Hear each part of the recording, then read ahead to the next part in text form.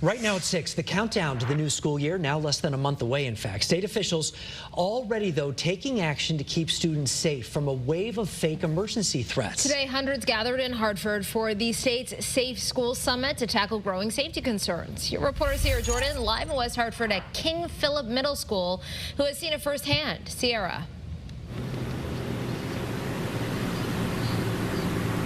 Hey guys, this middle school right behind me was targeted by a false threat last month. Now state leaders, educators, and even law enforcement are all coming together to find ways to stay ahead of these threats before the new school year begins. From swatting calls to hate crimes and online extremism, school officials say the threats facing students are continuing to evolve. That was the focus on today's Safe School Summit, which brought together hundreds of educators, school administrators, and law enforcement officials from across the state.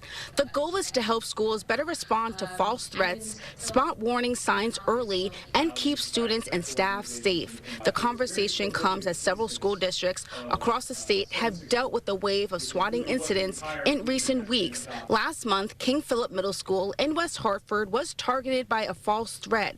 Other recent incidents have been reported in Darien, Westport, Kingley, and Plainfield. Officials say even when the threats turn out to be false, they can leave a lasting impact on students, staff, and families. Students and school communities are really at the heart of a evolving threat environment.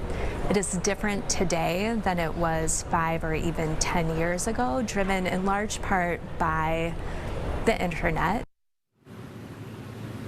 Now, officials say parents play a key role in prevention by talking with their children about what they're seeing online and helping them recognize hateful content. Your reporter live in West Hartford, Sierra Jordan, Channel 3 Eyewitness News.